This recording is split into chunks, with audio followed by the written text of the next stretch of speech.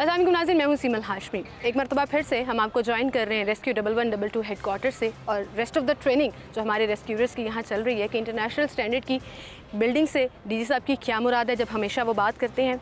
Fire rescuers किस तरह से रिस्पॉन्ड करते हैं और किस तरीके से वो इतनी बड़ी बड़ी बिल्डिंग्स में या तो ऊपर चढ़ जाते हैं या नीचे आ जाते हैं। मैं तो इनको रियल टाइम सुपरमैन या जो भी हमारे सुपर हीरोज़ हैं उनसे मिलाना चाहती हूँ। तो आपको दिखाते हैं इस ट्रेनिंग का हिस्सा, आइए मेरे साथ।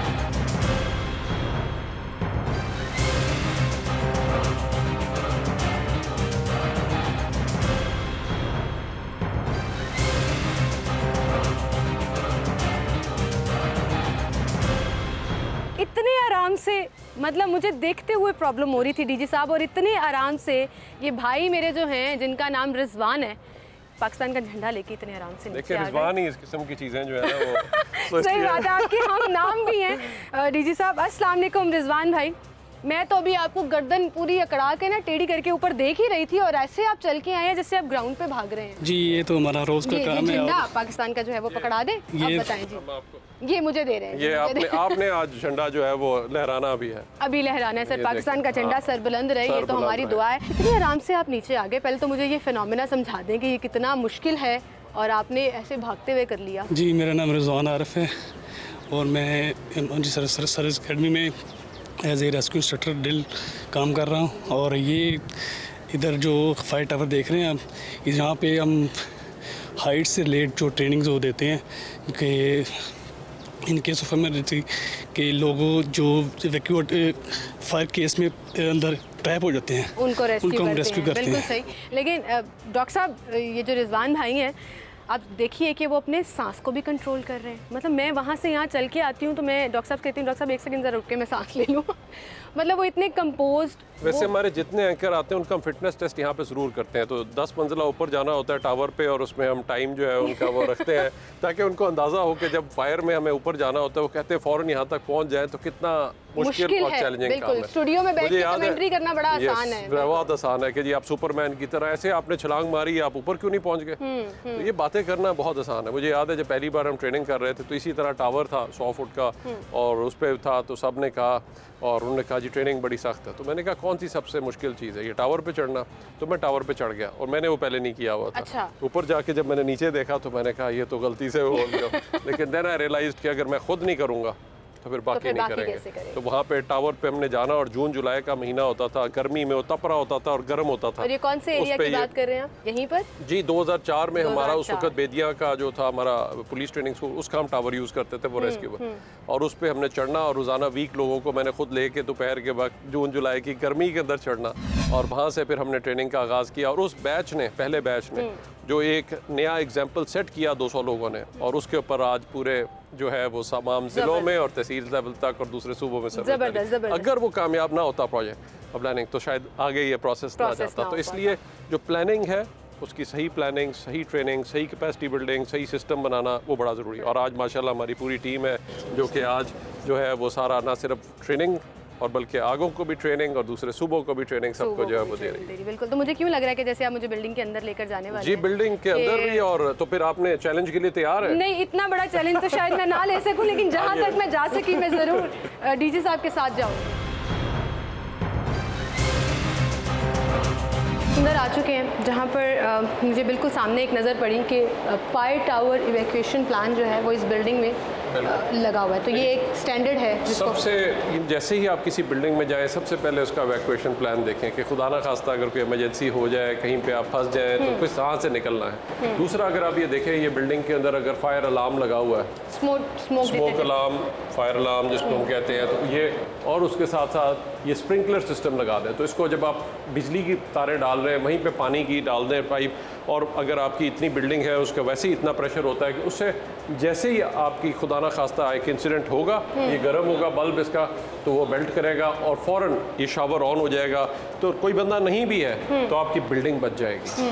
तो ये आज चीज़ें हैं जो कि मैंडेटरी। उसके अलावा आपने वहाँ पे अगर फायर एक्सटिंग्विशर्स अवेलेबल हो तो मैं समझता हूँ बहुत ज़्यादा। अब ये अगर आप देखें तो ये बिल्डिंग है और मगर फर्ज करें खुदा ना इस फ्लोर पे आग है और ऊपर वाले ने निकलना है, तो सिर्फ अगर ये फायर डोर लगा होगा तो कम से कम ये आग स्टेयर्स में नहीं आएगी। जबरदस्त। और कल को ये अगर आपने स्टेयर्स पे जिस वक्त अब आप आए तो उसने जो लोग ऊपर से निकलना है वो आराम से निकल सकते हैं। और जब आप देखें सेपरेट कर सकते हो ऐसी जगहों पे फायर अलार्म भी, अगर इमरजेंसी कॉल पॉइंट भी करना हो तो मैनुअली भी आप अगर उसको ब्रेक कर सके और फौरन फायर अलार्म शुरू हो जाए तो ऑब्वियसली इस किस्म उससे बहुत आसानी से लोग निकल सकते हैं, उनको पता चल जाता है कि यहाँ पे आग लगी हुई है और हमें यहाँ से निकलने की ज़रूरत है। तो इसलिए मेरी सबसे अपील होगी कि जब भी आप बिल्डिंग बनाएं उसके अंदर ये बुनियादी चीज़ें ज़रूर डालें। जहाँ पे आप इतने अरबों रुपए की बिल्डिंग बना रहे हैं वहाँ पे चंद पैसे बचाने की कोशिश मत करें। आपने जैसे कहा कि बहुत सी ऐसी जो नई बिल्डिंग्स बन रही हैं आप वो इन बायलॉज को फॉलो कर रहे हैं। जी, आज जितनी नई हमारी बिल्डिंग्स बन रही है, जो नई कंस्ट्रक्शन हो रही है, वहाँ पे ये सारी चीज़ें फॉलो हो रही हैं, एक बहुत अच्छी चीज़ है।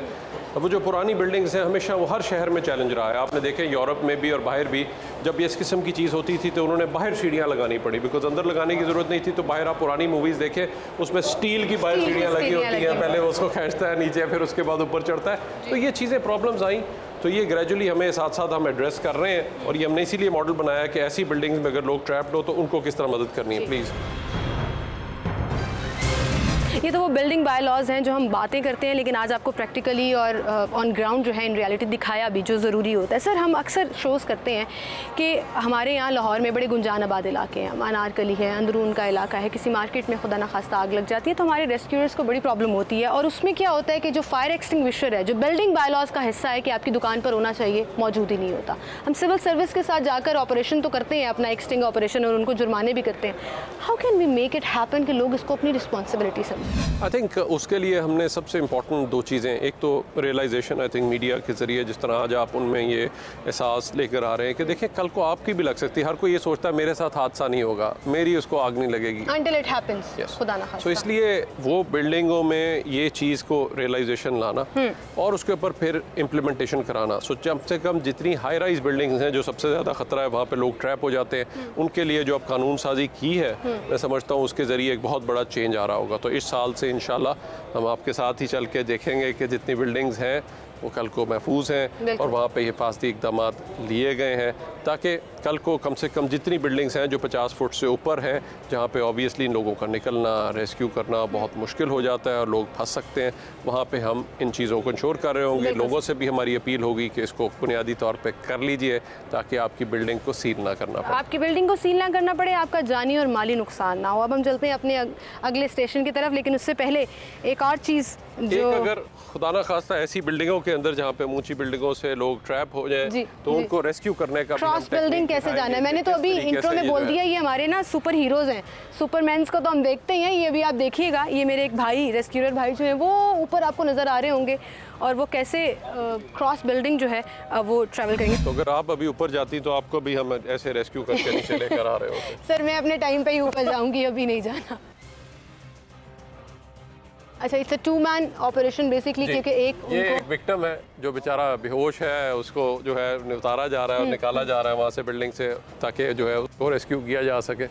तो ऐसी सूरत हाल में तो किस तरह से विक्टिम को पूरा अपने ये असेंबली सेटअप करना होता है और किस तरह से फिर उसको रोप रेस्क्यू करना है, ये आप उसको देख सकते हैं। बिल्कुल एक लाइव, लेकिन वहाँ तक पहुँचना और ये पूरी इस्टेब्लिश करना और जिस रेस्क्यूअर ने ऊपर तक चढ़ के जाना है वो कितना बड़ा चैलेंज होगा पूरा इस्टेब्लिश करना। ये अब फिर लोगों को खौफ होता है, उस वक्त नहीं उतर रहे होते तो किस तरह उनको हमने फिर निकालना होता है और किस तरह उतारना होता है। बिल्कुल सही जी, आप देखें कि किस तरह से एक भाई ने विक्टिम प्ले किया, दूसरे भाई ने उनको रोप के जरिए दूसरी बिल्डिंग पे पहुंचा दिया। तो अब वो तमाम लोग जो क्रिटिसाइज करते हैं कि ऊपर चढ़ जाएं, जाते क्यों नहीं है वहाँ से, ये क्यों नहीं कर लेते, I can defend it now, मैं ओनरशिप लेके डिफेंड कर सकती हूँ because I have seen it कि ये एक्चुअली इतना आसान नहीं है जितना टीवी पर बैठकर हम आराम से देख के कह देते हैं और कमेंट पास कर देते हैं। एनदर फायर विंग जी, ये हमारा जिस तरह इंटरनेशनली एक फायर चैलेंज होता है उसमें बाकायदा फायर फिटनेस देखी जाती है जी।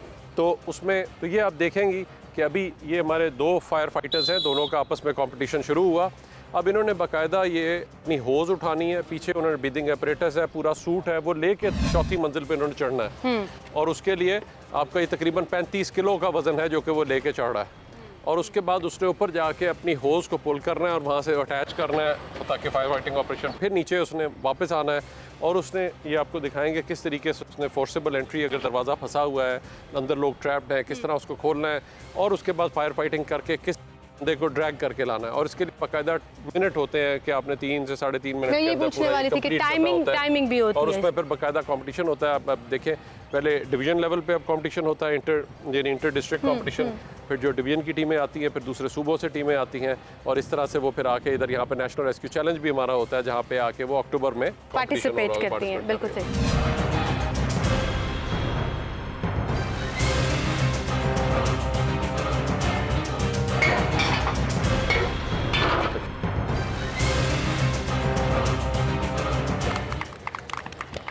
कितना टाइम है? हाँ, 2:30। What is the standard time sir? 3 minute से कम। और इन्होंने 2:30 मिनट। ये नए रेस्क्यूज जो हमारे ऑब्वियसली फिट होते हैं, जो डेली बेसिस पे सुबह उनकी रन होती है कुछ, और वो फिर जो फील्ड वाले हैं उनके लिए फिर टाइम जो होता है वो थोड़ा सा। बिल्कुल, मैं इनसे बात करना चाहूँगी, ज़रूर जाके इनकी तरफ देखूँगी। ये हमारे भाई हैं जिन्होंने इस एक्टिविटी में हिस्सा लिया। थोड़ा इजी कर दें उनको, नॉर्मल हवा में सांस ले लें वो, और हमसे बात भी कर सकें। अस्सलाम वालेकुम। वालेकुम। क्या हाल है आपका? ठीक ठाक। कितने अरसे से ट्रेनिंग? मैं 2 साल से। 2 साल से कर रहे हैं। और ये इन भाई को कितने देर हुई है यहाँ पे आए? ये अभी 3 मंथ हुए हैं इनको। अच्छा, और इन्होंने बड़े शॉर्ट टाइम में जो है ये पूरी माशाल्लाह ट्रेनिंग अच्छी की है इन्होंने। ट्रेनिंग अच्छी की है। चलें, वो ये देखें, अब ये ज़रा अगर आप कैमरा दिखा सके कि कितने गैजेट्स हैं, ये पार्ट ऑफ देयर यूनिफॉर्म है जो उनको इस ट्रेनिंग में, जब रियल टाइम खुदा ना खास्ता कोई इंसिडेंट होता है। ये अगर आप तो साथ देखें, ये अगर पूरा थोड़ा सा भी यहाँ पे अगर इसकी फिटनेस टेस्ट साथ लगाया होता है, अगर थोड़ा सा भी उसका यहाँ से लीकेज हो तो उसके अंदर टॉक्सिक गैसेस अंदर चली जाती हैं, तो कितना उसके लिए प्रॉपर होना वो ज़रूरी है। अस्सलाम वालेकुम। वालेकुम अस्सलाम। क्या नाम है आपका भाई? सफ़ीर अहमद। सफ़ीर अहमद, कहाँ से आए हैं आप? चित्राल से। चित्राल से आए हैं स्पेशली ट्रेनिंग लेने? हाँ। 3 महीने हो गए। हाँ। इतने जल्दी आपने ये पूरी ट्रेनिंग कंप्लीट कर ली? ऊपर जाके तो सांस ही नहीं आता है, आप ऊपर से नीचे भी आ गए, फिर आके आपने वो वाली एक्टिविटी भी की। हाँ, यहाँ पे हमारे अच्छे तरीके से सिखा रहे हैं, इसलिए हम फिटनेस ठीक है, ऊपर जाके हम आसानी से आ सकते हैं। एक्सरसाइज भी करते हैं आप? हाँ। डेली हिस्सा? वैसे कभी होता है कि ये बड़ी मुश्किल ट्रेनिंग है फायर वाली? हाँ, ये हर दिन होता है, हमें सब कुछ सिखाया जाता है यहाँ पे। हर दिन होता है, सब कुछ सिखाया जाता है। सर, कितना टाइम चलती है ये ट्रेनिंग का? ड्यूरेशन कितना होता है? Normally minimum 4 months, ideally 6 months, so depending on कितना लोड है, बट तकरीबन 4 से 6 माह की 4 से 6 माह की ट्रेनिंग होती है। अच्छा, मैं यहाँ पे कुछ ख़वातीन को भी देख रही हूँ नवीद साहब, और माशाल्लाह जी मुझे बड़ी खुशी होती है जब लड़कियाँ जो हैं वो हिस्सा बनती हैं ऐसी ट्रेनिंग का। कभी ऐसा होता है कि हम तो लड़कियां हैं, मैंने नहीं करना? जैसे मैंने अभी डीसी साहब ने मुझे 2 दफ़ा ज़रा पुश किया, चैलेंज किया, पर मैंने कहा मैंने ऊपर नहीं जाना। नहीं, ये लड़कों के शाना बशाना काम कर रही हैं। बिल्कुल सही। और मैं देख रही हूँ कि हर सेक्शन में, हर जगह पर हमें फीमेल रेस्क्यूअर्स जो नज़र आ रही है। अस्सलाम वालेकुम। वालेकुम अस्सलाम। क्या नाम है आपका? अरीज फातिमा। अरीज, आप कहाँ से हो? मैं टोबा टेक सिंह से। टोबा टेक सिंह से ट्रेनिंग के लिए आए हो? जी, ट्रेनिंग के लिए। कैसी जा रही है ट्रेनिंग? बहुत अच्छी जा रही है। अच्छी जा रही है, मज़ा आ रहा है? जी, मज़ा आ रहा है, हर चीज़ न्यू है हमारी, अच्छी चीज़ें हमें सीखने को मिली है। मुश्किल लगता है वैसे कभी कभी? मुश्किल जाहिर सी बात है, ट्रेनिंग के साथ थोड़ी बहुत मुश्किलात होती है, लेकिन यही बाद में मुश्किलात हमें बाद में लोगों की जान बचाने के लिए हमारे लिए ईजी हो जाता है। अस्सलाम वालेकुम। वालेकुम अस्सलाम। आप कहाँ से हो? टोबा टेक सिंह से। अभी टोबा टेक सिंह से? आप तो घर ही हो गए दोनों। क्या नाम है आपका? सकीना खालिद। सकीना खालिद। आपका क्या नाम है? रिमशा जावेद। और आप कहाँ से हो? टोबा टेक सिंह से। टोबा टेक सिंह से। टोबे से लोग हैं जी, और मैं बता दूं मेरा भी ताल्लुक बैकग्राउंड से ना टोबे से निकलता है, तो हम सारे जो है ना वो घर ही हो गए कि बड़े करेजियस लोग होते हैं। लेकिन सर, लड़कियों के लिए देखिए बड़ी बात है, इट्स एन ओपन, हम रिस्ट्रिक्ट नहीं करते, कोई सीट सिस्टम नहीं है जो अप्लाई करे। ख़वातीन के लिए तो ख़ास तौर पे अलहदा से उनको दिया जाता है, हाँ, ताकि उनको मौका मिले।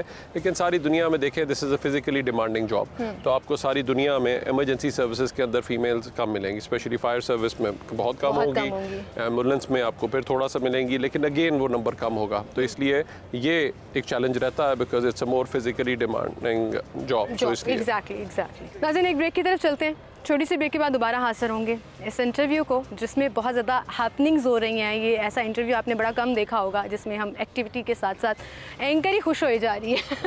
एक छोटी सी ब्रेक लेते हैं, दोबारा हाजिर होंगे।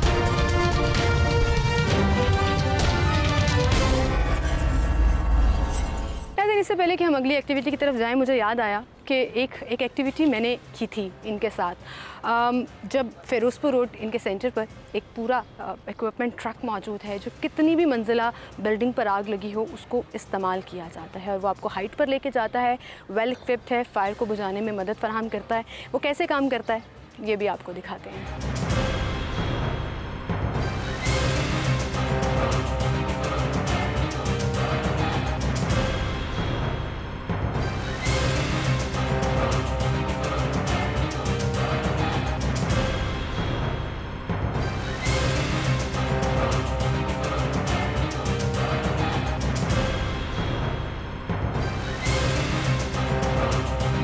जी नाज़रीन, अब उस जो कल की एपिसोड में आपने देखा कि एक आर्टिफिशियली लेक थी, अब हम एक स्विमिंग पूल के पास आ गए हैं। सर, इसका क्या पर्पस है यहाँ किस चीज़ का? हर रेस्क्यूअर के लिए बेसिक टेक्निक्स जानना ज़रूरी है, तो उनको हम स्विमिंग की टेक्निक सिखाते हैं। तो ये नहीं तो कल को कोई डूब रहा है, रेस्क्यूअर वहाँ पे पहुँचे, क्या जी सॉरी मुझे तो स्विमिंग नहीं आती तो मैं नहीं आपको रेस्क्यू कर सकता। तो कुछ बुनियादी चीज़ें हैं, तो उसको स्विमिंग और तैराकी आनी चाहिए। तो काफ़ी सारे से लोग होते हैं जो वीक होते हैं, फिर उनको एक्स्ट्रा टाइम लगाना पड़ता है। जो दरिया के करीब के लोग हैं उनको पहले स्विमिंग आई होती है, और ये फिर हमें जिस तरह लोग डूबते थे और रोज़ाना कॉल्स आती थी, हम लोग बेबसी में बैठ, तो हमने ये अब डाइविंग का भी प्रोसेस शुरू कर दिया। ये डाइविंग का इक्विपमेंट है, तो अब आपको ये दिखाएंगे कि किस तरीके से जो है वो स्विमिंग कर रहे हैं।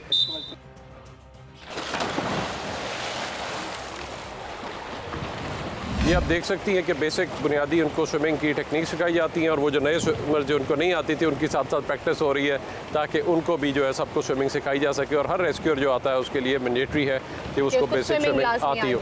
ना सिर्फ ये, बल्कि इसी में हमने ये कुएँ भी बना दिए हैं। तो ये जो हमारा डाइवर अभी आपने देखा जो अंदर गया है, वो डाइवर अंदर जाके उस कुएँ में सर्च कर रहा होगा कि वहाँ पे अगर कोई है या किसी की बॉडी है एक ड्राइवर, तो उसको किस तरह से रिकवर करना है। तो ये इन डेप्थ जो है वो डाइवर जाके, तो ये डाइविंग की हमें आती है। उसी मौके पे अगर वहाँ पे है तो पहला डाइवर जाता है, फिर हमारी लाइन सर्च का एक ऑपरेशन होता है, और फिर उसके बाद जो है हमारा बोट भी ऑपरेशन साथ साथ चल रहा होता है। ये बच्चे को रिकवर करके लाए, और ये खास तरीका है जिसे बच्चे को जो है ये चेक कर रहे हैं, और उसके बाद उसकी CPR कर रहे होंगे। अब ये रेस्क्यू को कॉल करने का है। 1001, 1002, 1003, 1004, 1005। No breathing, no pulse. Start CPR। बच्चे में आप उंगलियों से जो है CPR करते हैं, क्योंकि यहाँ पे ज्यादा जोर नहीं लगा सकते, बट इतना आपने दबाना है कि उसका दिल जो है मुतहरिक रख सके। बिल्कुल सही। और ये प्रॉपर ऑब्वियसली स्पेशलाइज्ड ट्रेनिंग है। स्पेशलाइज्ड ट्रेनिंग है, और उस वक्त तक नहीं रुकते जब तक कि आप जो है अभी बच्चा बहाल नहीं हो जाता। तो इवन एक आधा घंटा भी आपको करनी पड़ती है तुम्हारी। और एक्सीडेंट पे हमने लोगों को बहाल किया है, स्पेशली जो डूबने वाले हैं उसमें तो कम से कम आधा घंटा जो है वहाँ पे जो आपको करनी चाहिए।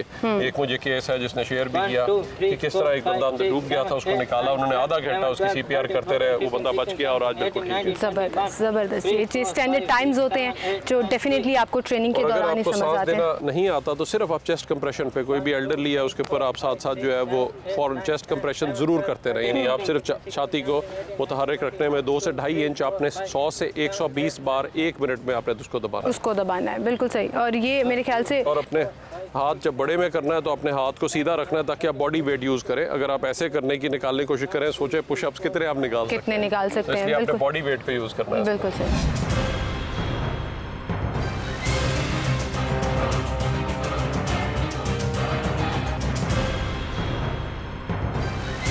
अच्छा डीजी साहब, मैं अगर आपसे पर्सनली पूछूं कि आपको इन पूरी ट्रेनिंग्स में से एक तो आपकी फेवरेट कौन सी है जो आपको खुद पर्सनली बड़ा पसंद है, पैशन है, दूसरा आपने क्या क्या किया हुआ है और क्या भी रहता है, क्योंकि जैसे जैसे रेस्क्यू 1122 इवॉल्व हुई है, ग्रूम की है, बड़ा हुआ है ये सर्विस, ये इदारा, वैसे वैसे आपकी भी ट्रेनिंग साथ साथ चलती रही है। सबसे पहले कोई भी चीज़ शुरू करने से पहले मैं खुद करता हूँ। अच्छा, कोई भी नई चीज़ करने से पहले, अगर डाइविंग थी तो सबसे पहले मैंने समुद्र में जाके खुद डाइविंग की, खुद की आपने। इसी तरह अगर कोई स्विमिंग थी तो ऑब्वियसली स्विमिंग में वो जानना। इसी तरह अगर हाइट रेस्क्यू था तो पहले खुद किया, और उसके बाद फायर फाइटिंग की ट्रेनिंग थी तो स्कॉटिश फायर सर्विस के साथ जाके उन्होंने होटल में हमारा ठहरना किया था। मैंने कहा नहीं, होटल पे नहीं ठहरूंगा, मैं स्टेशन पे जाके ठहरूंगा, और स्टेशन के ऊपर हम रहे। स्टेशन के ऊपर जिस तरह से fire fighting, I live as a fire fighter and I will work as a fire fighter, I am not the in charge of service. तो हमने बैग और पूरा, और वो हर ड्रिल हम करते थे, सुबह शुरू होती थी और शाम 6 बजे तक, उसने 5 बजे क्लोज करना। हमने कहा नहीं, एक ड्रिल एक्स्ट्रा कराओ ताकि हमने सीखना है, और वो बाकायदा हम जिस तरह सीख के आए। आपकी पर्सनल फेवरेट कौन सी है जो आपको? सारी की सारी, आई थिंक गर्मियों में swimming obviously is the best. या जिस तरह गर्म मौसम है उसमें तो स्विमिंग, और जब बाकी वैसे हमारा जो है फायर का ट्रेनिंग, और जिस वक्त आप ज़िंदगी किसी की डायरेक्टली, जिस तरह बंदे का सांस बंद हो गया उसको आप बहाल करते हैं, तो मैं समझता हूँ वो एक बहुत बड़ी सेटिस्फेक्शन है, या किसी को रेस्क्यू करके निकाल के लाते हैं, तो वो बड़ा मैटर करता है।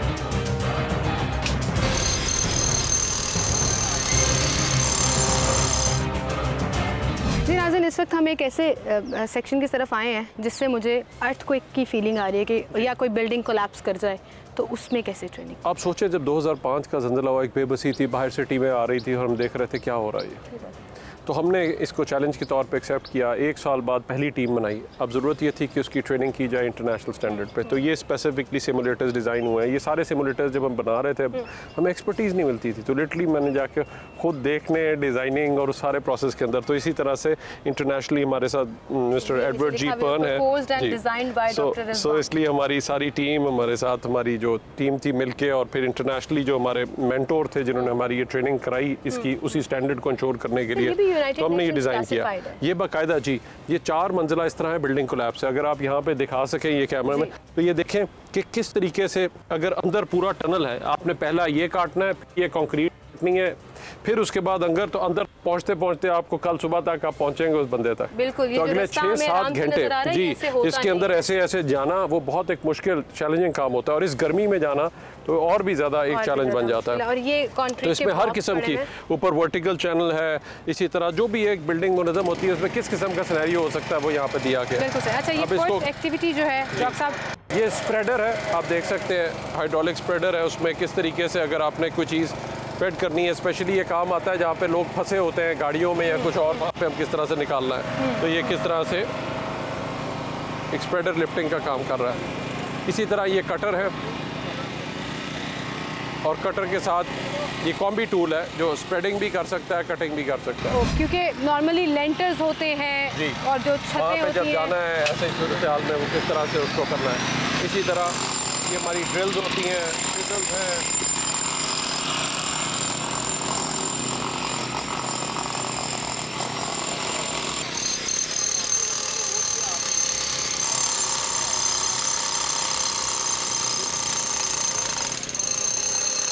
आपको सारा अंदर जाने की ज़रूरत नहीं है, बल्कि आप सुराख करके आप देखेंगी, आए मैं आपको दिखाते हैं किस तरह से आप अंदर इसी सुराख को करके, तो उसके बाद आप अंदर देख सकते हैं ये के अंदर कोई है, कैमरा इंसर्ट कर सकते हैं। कैमरा इंसर्ट करके सुराख हो रहे थे, देख सकते हैं कि अंदर कोई विक्टिम है या नहीं है। तो ये जिस तरह से आप अंदर देख सकते हैं कि जी वहाँ पे कोई विक्टिम है या नहीं है। और अगर आपको अंदर से कहीं साउंड आ रही है तो आप उसको फॉलो कर सकते हैं। उसको जो है साउंड और बाकायदा उसकी तस्वीर आ रही होती है, तो आप उसको फॉलो कर सकते हैं कि जी किधर।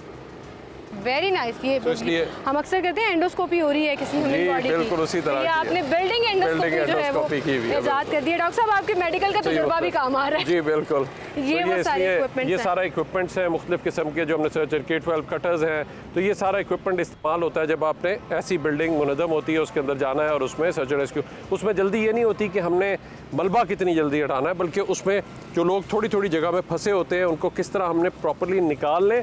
एक बार सब लोग निकल गए, आपको ये हो जाए कि कोई अंदर बंदा जिंदा नहीं है, तो फिर आप हैवी मशीनरी लेकर आते हैं, बिकॉज जब हैवी मशीनरी जैसे ही आती है वाइब्रेशन होती है तो सारी कोलैप्स कर जाती है, तो किसी के अगर अंदर बचने के चांस भी है वो भी खत्म हो जाए। छोटे छोटे टूल्स सर, इसी मौका पर मैं आपसे एक चीज़ भी पूछना चाहूँगी। लोग अपनी मदद आपके तहत भी बहुत सी एक्टिविटीज़ करना चाहते हैं, वो चाहे बिल्डिंग में फंसे हुए मलबे के नीचे लोग हों। हमें याद है सुंदर इंडस्ट्रियल स्टेट का जो इंसिडेंट हुआ था, आपको भी याद होगा कि कितना मुश्किल था और वो कितने दिन तक रेस्क्यू ऑपरेशन चला था, और कई दिन बाद एक वहाँ से जिंदा बच्चे को निकाला भी गया था जो मजदूर था वहाँ पे। तो उस पर आपकी एप्रिसिएशन सीएम से लेकर पीएम क्या पूरी दुनिया में उसकी बड़ी वाहवाही भी हुई थी। लेकिन वहीं पर लोग अपनी मदद आपके तहत, चाहे कोई एक्सीडेंट हो जाए, गाड़ी के मलबे के नीचे कोई दबा हुआ, तो उसको खींचते हैं, पकड़ते हैं, वो किस हद तक खतरनाक हो सकता है? जी देखिए, अगर उसको कमर की चोट है तो फिर जल्दबाजी के अंदर आप उसको ज़्यादा नुकसान पहुंचा सकते हैं। तो समझना और अंडरस्टैंड करना कि किस तरह की है और वहाँ पे क्या ख़तरा मौजूद है। अगर तो ख़तरा है तो उसको ऑब्वियसली जल्द से जल्द वहाँ पे निकालना, इससे पहले कि गाड़ी का तेल पेट्रोल लीक हो रहा है उसको आग ना लग जाए। लेकिन अगर नहीं है तो उसको सेफली वहाँ पर रहने दें और ट्रेन प्रोफेशनल्स आके अगर उसको निकालें तो ज़्यादा बेहतर है। लेकिन आम लोगों के लिए नसीहत है। लेकिन मैं साथ आम लोगों को ये भी अपील करूँगा कि आज हमारा ये मैसेज सिर्फ इधर तक नहीं रहा, आप सिर्फ हमारी पाक लाइफ सेवर ऐप पे चले जाएं। बाकायदा आप पहले फेज़ में दिल मुतहरिक करने की ट्रेनिंग और ब्लीडिंग कंट्रोल की ट्रेनिंग ले सकते हैं। आप उससे आगे जाना चाहते हैं तो हमारी RCC की ट्रेनिंग है, रेस्क्यू कैडेट कोर की, वो भी आपकी ऑनलाइन अवेलेबल है। आप वो बाकायदा जो टाइम आपने फजूल मोबाइल पे गुजारना है, अगर आप मकसद गुजार लें तो ऑनलाइन ट्रेनिंग आपके पास मौजूद है। और तीसरे फेज़ में अगर आप उससे ज़्यादा जाके अपने इलाके के लिए काम करना चाहते हैं तो हमारी कम्युनिटी इमरजेंसी रिस्पॉन्स टीम की ट्रेनिंग है, जिसको हम कैडर ट्रेनिंग कहते हैं, community action for disaster response. उसमें बाकायदा ये सारी आपको स्किल्स सिखाई जाती हैं। तो अपने अगर आप इलाके के लिए काम करना चाहते हैं तो उस टीम को ऑर्गेनाइज़ करें, हमारे स्टेशन से कांटेक्ट करें, आपको उस लेवल की ट्रेनिंग भी दी जाएगी। लेकिन हर घर में मेरी अपील होगी पाक लाइफ सेवर माओ से भी कि ये सीखें, कल को आपके बच्चे के गले में कुछ फंस जाए या कोई ऐसी चीज़ हो तो फ़ौरन कैसे डील करना है। आपके शौहर को कभी खुदा ना खास्ता हार्ट अटैक या कुछ और हो रहा हो किस तरह से आपने उसको बचाना है, तो वो सारी की सारी चीज़ें जो है वो उसमें सिखाई जाएंगी। तो आप बहुत आसान है, उसको ज़रूर सीखें। मुझे यकीन है आप ज़िंदगी एक बचाएंगे तो कहते हैं। डॉक्टर साहब, ये आपने मेरे इतने सारे सवालों का जवाब उसी चीज़ में दे दिया कि लोगों को अगर आप ट्रेन करना चाहें, बेसिक ट्रेनिंग देने के लिए, तो ये वो तमाम जवाब हैं जो आपके एक क्लिक पे मौजूद हैं, आप उसको ऑप्ट कर सकते हैं। अब हम आगे कहाँ बढ़ रहे हैं सर? जी, हम अब आपको दिखाने जा रहे हैं मेडिकल ट्रेनिंग, पैरामेडिक्स की जो जी EMT का किस तरह हमारा जो EMT ट्रेनिंग स्कूल है वो किस तरीके से हर एक को बेसिक ट्रेनिंग तो आनी चाहिए as a medical first responder जो भी यहाँ पे ट्रेनिंग है, बट फिर उसके बाद हमारे जो एम्बुलेंस का स्टाफ है उसको और स्पेशलाइज ट्रेनिंग कर दी जाती है। सो ये एक बेसिक ट्रेनिंग अचीव करने के बाद फिर वो अपनी अपनी स्पेशलाइजेशन में चले जाते हैं, लेकिन बेसिक ट्रेनिंग सबकी होती है। अब हम रेस्क्यू एम्बुलेंस सर्विस कॉलेज में एंटर हो रहे हैं, जहाँ पर पैरामेडिक्स की यहाँ पे ये क्लासरूम है, यहाँ पे इनको ट्रेनिंग दी जा रही है कि किस तरह आप देख सकते हैं कि किस तरह कार्डियोपल्मोनरी रिससिटेशन करनी है। तो ये आपने छाती का जो ये सीने की जो हड्डी है उसको आप फील करके उसके निचले हिस्से में आप ये रखेंगे और उसके बाद हाथ को सीधा रखते हुए बॉडी वेट को इस्तेमाल करते हुए 100 से 120 बार आपने करना है। ये अब ट्रेन लोग हैं जो कि सांस देना जानते हैं। अगर आप ट्रेन नहीं हैं तो आप सिर्फ एक चीज़ पे फोकस करेंगे, आपने इस प्रोसेस को नहीं रोकना जब तक कि आप बिल्कुल एग्जॉस्ट नहीं हो जाते। तो आधा घंटा भी आपको करना पड़ता है, तो दूसरे को बोल दें और फ़ौरन शुरू करें इसको बगैर टाइम जाए। अगर पेशेंट नॉन रिस्पॉन्सिव है, आपने उसको हिलाया है, वो नहीं रिस्पॉन्ड कर रहा, आप देख रहे हैं कि ना उसका सांस आ रहा है ना रिस्पॉन्स है, तो उस सूरत हाल में फ़ौरन आप उसको चेस्ट कंप्रेशन शुरू कर दें और सिर्फ कंप्रेशन पे फोकस करें, सांस देने पे जो है वो नहीं।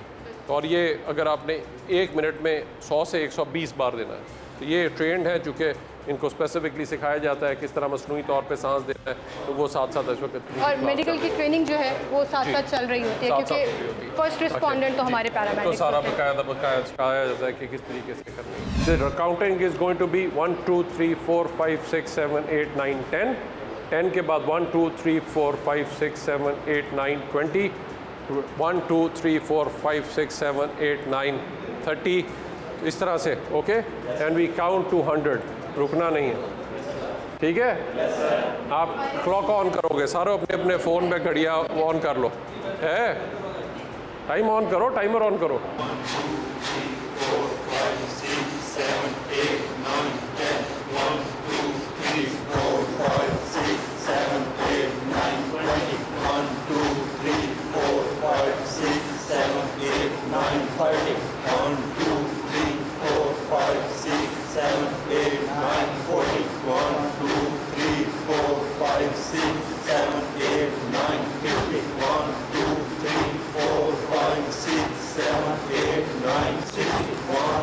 पूरा एक रिदम चल रहा है, तो परफेक्ट गैप। ये आपने इसी तरीके से बगैर आपने 100 से 120 बार 1 मिनट में करना है और इस प्रोसेस को जारी रखना जब तक बंदा बहाल नहीं हो जाता। इवन इफ अगर आपको आधा घंटा भी कंटिन्यू हो, उसके लिए ऑब्वियसली फिटनेस बहुत ज़रूरी है। अगर आप थक जाएं तो अपने किसी और को कहें कि जी वो कर ले, फिर जैसे ही आप हो तो फिर वापस आप रिप्लेस और जैसे डॉक्टर साहब अभी आप बता रहे थे कि और ये भी आप देखेंगे सिर्फ चंद मिनट, अभी आप सिर्फ 1 मिनट के लिए करेंगे, सो आप अंदाज़ा करें सिर्फ 1 मिनट के लिए, तो 1 मिनट में आप 1000 बार से ज़्यादा कंप्रेशन कर रहे होंगे। तो उसके लिए आपको फिटनेस जो है 100 से 120 बार हर मिनट में आपने करना, तो आप अंदाज़ा करें कि कितना इसके लिए आपको वो प्रैक्टिस चाहिए। तो 1000 बार अगर आपको करना पड़े तो सोचे कितना आप एग्जॉस्ट हो जाते हैं। बिल्कुल सही। तो डीजी साहब खुद आ गए तो डेफिनेटली। अच्छा, जैसे बार बार डीजी साहब भी बात कर रहे हैं कि हम फिटनेस बहुत ज़रूरी है रेस्क्यूरर्स के लिए। I think that is the reason कि आप कोई रेस्क्यूरर ऐसा नहीं देखेंगे जिनकी तोंदें निकली हों या जो ओवरवेट हो। उसकी रीज़न ये है कि वो फिज़िकली इतना एक्टिव और फिट रहते हैं क्योंकि उन्हें रहना पड़ता है, इसके अलावा गुजारा इसके बगैर गुजारा नहीं। बल्कि मैं लोगों से भी अपील करूँगा, आई थिंक मैंने दुनिया में सारी जगह पर देखा, लेकिन जो बेस्ट एक तो हेल्दी डाइट्स अगर मैं देखूँ तो चाइनीज़ और जापानीज़ कम से कम तेल का इस्तेमाल करते हैं और कार्ब्स कम से कम रखते हैं, कम से कम उससे उनकी आप देखिए सबसे ज़्यादा ज़िंदगी है और सबसे ज़्यादा सेहतमंद है। और जो सबसे बड़ा सेहत का राज है वो हमारे प्यारे नबी सल्लल्लाहु अलैहि वसल्लम ने बताया कि जब भी आप खाना खाएं तो पेट भर के नहीं खाना, एंड में थोड़ी सी जगह छोड़ देनी है। सो थोड़ी देर पहले खाने से अगर आप पानी पी लें, फिर आप 5 मिनट बाद जब खाना खाएं तो उसमें थोड़ी सी एंड में जगह ज़रूर रखें, तो ना कभी आपका पेट निकलेगा, ना वज़न बढ़ेगा और ना ही आदि बीमारियाँ हों। तो इसलिए मैं समझता हूँ सबको ये अपनाना चाहिए। तो ये बंदे जो आप देखते हैं जिनके पेट निकले होते हैं, आई थिंक ज़रूरत इस चीज़ की है कि सही तरीके से सर हमारी बहुत से डिपार्टमेंट्स हैं जिनको हम क्रिटिसाइज़ करते हैं, तो आई थिंक उनको भी सीखना होगा, देखना होगा। आए चलते हैं आगे।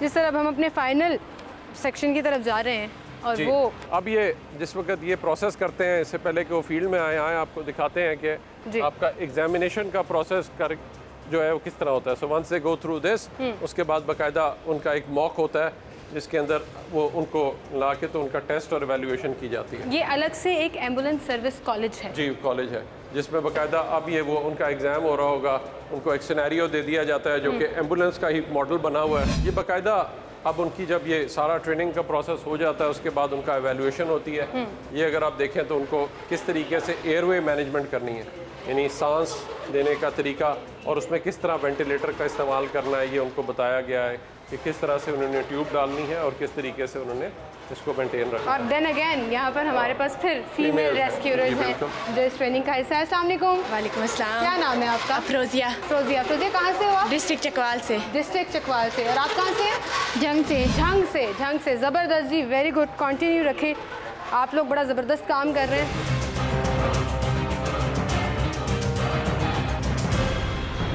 ये आप देख सकते हैं कि ये ऑटोमेटिक एक्सटर्नल डिफिब्रिलेटर है कि अगर आपका फ़र्ज़ करें कार्डियक अरेस्ट हो जाए तो उस सूरत हाल में एक शॉक देते हैं ताकि आपके हार्ट को दोबारा बहाल किया जा सके।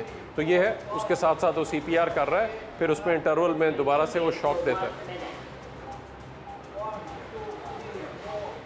रिदम रीड करके वो इलेक्ट्रिक शॉक देता है ताकि उसके साथ ज़बरदस्त। मतलब हमारे रेस्क्यू 1122 के पैरामेडिक्स जो हैं वो हर तरह से ट्रेंड हैं देयर एंड देन वो प्रोसीजर कंप्लीट करने के और उनको फर्स्ट एड पहुँच। ये आप देख सकते हैं कि जो है अगर फ़र्ज़ करें खुदा न खास्ता आपका फ्रैक्चर हो गया है, ब्लीडिंग हो रही है, तो किस तरीके से ब्लीडिंग कंट्रोल के लिए उसने कंप्रेशन बैंडेज करनी है। तो सिर्फ आपके पास और कुछ भी नहीं, बल्कि पाकिस्तान में तो बहुत आसान है, दुपट्टा तो सबके पास मिल ही जाता है वहाँ पे। तो आप लेके अगर उसको अच्छी तरह कस के बांध दें और इतना कस के बांधना है कि खून रुक जाए, तो मैं समझता हूँ जान बचाई जा सकती है। वही अगर बह रहा है और खून बहता हुआ छोड़ देंगे तो जवान बंदे की डेथ हो जाएगी। जी। अब नेक्स्ट इसके बाद स्प्लिंट है, अगर खुदा न खास्ता आपका फ्रैक्चर हो जाता है तो ये ना हो कि फ्रैक्चर की जो बोन की एजेस होती है बड़ी शार्प होती हैं, तो वो मसल अगर ऐसे हिलता रहेगा या और डैमेज होगा तो उस सूरत हाल में किस तरीके से उसको स्टेबलाइज करना है स्प्लिंट की मदद से, वो आप ये देख सकते हैं। ये बहुत सारी बेसिक ट्रेनिंग है मेडिकल की। बेसिक ट्रेनिंग है जिसके अंदर स्प्लिंट और उसके बाद उसको आपने बैंडेजिंग कर देनी है ताकि वो बाहिफाजत आप उसको शिफ्ट कर सकें।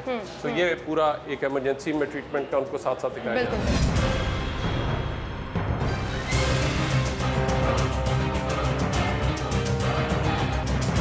ये बहुत इम्पॉर्टेंट मरला है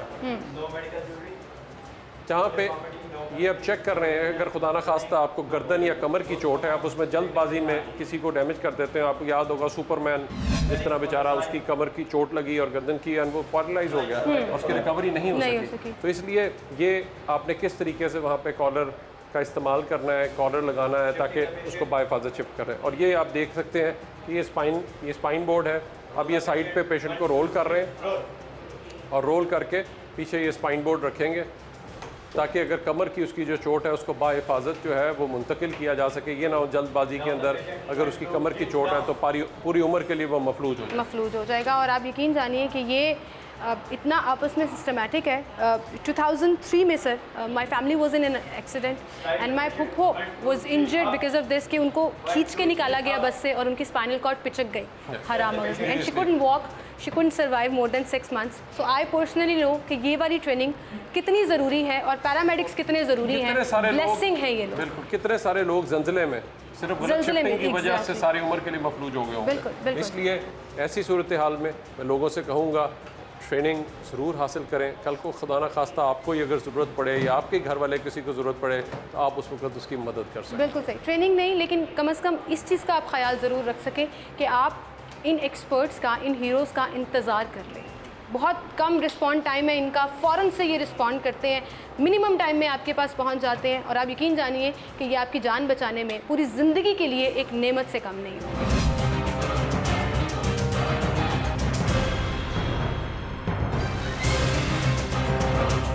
नाज़िम, मुझे याद है कि एक मुश्किल टाइम भी आया था रेस्क्यू 1112 पे, वो चाहे फ़ंड्स के हवाले से कह लीजिए या एम्बुलेंस को इक्विप करने के हवाले से कह दीजिए कि एक कैंपेन भी चल पड़ी कि हम पाकिस्तानी जो हैं वो फ़ंड्स दे देते हैं गवर्नमेंट को थोड़ा सा एहसास दिलाने के लिए। कुछ साल, बहुत साल पहले की बात है, लेकिन अब अल्हम्दुलिल्लाह आप देखिए कि मुझे डॉक्टर साहब कह रहे हैं कि ये एम्बुलेंस आप देखें तो आप परेशान हो जाएंगे कि इंटरनेशनल स्टैंडर्ड्स को मीट कर रही है। और एक्चुअली ये सारा कुछ जो है यहीं पे पाकिस्तान के अंदर हमने डेवलप किया है। ये बाकायदा एक हैवी लोडिंग स्ट्रेचर है जिसमें जो बंदा भारी भी आ जाए तो उसको हमने टाइम के साथ साथ सीखा। जो हमारा पहले स्ट्रेचर आता था, जब कोई हमें गुजरांवाला का उसके अंदर बहुत सेहतमंद बंदा बैठ जाता था तो बेचारा स्ट्रेचर जो था वो बैठ जाता तो था। इसलिए हमें इसके ऊपर स्पेशल चीज़ें डिज़ाइन करनी पड़ी। वेंटिलेटर से लेकर ये सारा जो कुछ वेंटिलेटर वाली एम्बुलेंसेज होती हैं, बाकी उसमें दिल को मुतहर्रिक रखने के लिए CPR की टेक्निक सिखाई जाती हैं। एयरवे किट होती है, ट्रॉमा किट होती है। ये स्पेशल ऑटोमेटिक लोडिंग स्ट्रेचर है जो ऐसे ही आप आते हैं तो वो खड़ा हो जाता है यहाँ पे। जो इंटरनेशनल स्टैंडर्ड का जो इंटरनेशनल, इसी में नीचे रेस्क्यू के टूल्स हैं और खुदा ना खास्ता अगर कोई डूब रहा हो तो उसको भी बचाने के लिए लाइफ वेस्ट जो है वो साथ दी गई है, ताकि सारा वाइटल साइंस मॉनिटर से लेकर सक्शन से लेकर जितना एक जान बचाने के लिए बेसिक चीज़ें होती हैं वो सारी इसके अंदर मुहैया की गई हैं ताकि हम जिंदगियां बचा सकें। तो यहाँ से सारा प्रोसेस निकलने के बाद अब ये लोग फील्ड में आ जाते हैं, लोगों को रेस्क्यू करने के लिए तैयार होते हैं। और इस एम्बुलेंस में एक कॉल पे मोटर बाइक भी आप तक पहुँचती है और अल्लाह का शुक्र है कि कहीं पे भी हमारा सिस्टम में ये है कि 1112 पे कॉल करें तो 99% बेचारे गरीब लोग हैं जिनको कोई सिफारिश नहीं ढूंढनी पड़ती और वो फौरन एक नंबर पे एम्बुलेंस जो है वो पहुंच जाती है। अब तक 1 करोड़ से ज़्यादा लोगों को हम रेस्क्यू। बिल्कुल, what an amazing experience this was doctor साहब।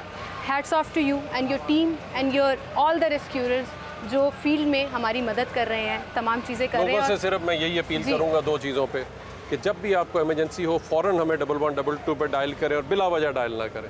और दूसरी चीज़ पे जो है वो जैसे ही आप हमारी रेस्क्यू की चाहे फायर ट्रक हो या एम्बुलेंस हो, जैसे ही आप उसको देखें तो फ़ौरन रास्ता दें ताकि वो इमरजेंसी की लोकेशन पे फ़ौरन पहुंच सके। बिल्कुल सही। इसी के साथ नाज़रीन मुझे इजाज़त दीजिएगा, लेकिन जाते जाते सिर्फ ये कहूँगी कि इस पूरे एक्सपीरियंस में आपको शामिल करके एक पूरी एक्टिविटी और इंसाइट ऑफ रेस्क्यू हेडक्वार्टर जहाँ पर ये सारी ट्रेनिंग्स होती हैं वो दिखाना मकसद था, लेकिन उसके साथ साथ अपनी नौजवान नस्ल को ना सिर्फ ये समझाना था कि देयर इज़ दिस प्रोफेशन जिसका हिस्सा बन के आप अपने पैशन एनर्जी को चैनलाइज तो कर सकते हैं, लेकिन उसके साथ साथ आप अपना एक करियर बिल्ड भी कर सकते हैं। और जाते जाते एक छोटी सी जो क्वेश्चन मेरा रह गया बीच में कि अक्सर लोग जो करियर ऑप्ट करते हैं या जॉब करते हैं पैसों के लिए, एक अच्छे मुस्तकबिल के लिए करते हैं, तो यहाँ पर रेस्क्यूअर्स का मुस्तकबिल जिसके लिए आपने बड़ी फ़ाइट की एडमिनिस्ट्रेटिवली भी, उस पर भी थोड़ा सा बताइएगा। जी, पूरा अभी हुकूमत ने नोटिफाई कर दिया है एंड आई थिंक इस पे जो है हमारा पूरा सर्विस स्ट्रक्चर जो है वो